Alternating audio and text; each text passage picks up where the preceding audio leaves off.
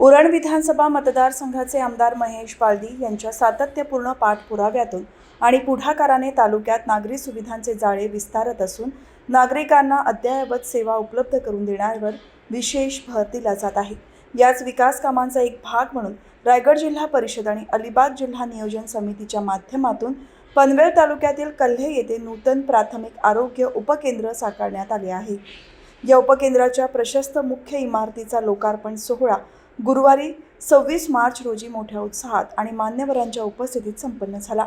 या आरोग्य उपकेंद्राचे उद्घाटन आमदार महेश पालदी यांच्या हस्ते रायगड जिल्हा परिषदेचे अध्यक्ष मंगेश वाकडीकर यांच्या प्रमुख उपस्थितीत झाले। हे अद्ययावत केंद्र सुरू झाल्यामुळे स्थानिकांना त्यांच्या घराच्या दारात दर्जेदार वैद्यकीय सेवा उपलब्ध होणार आहेत।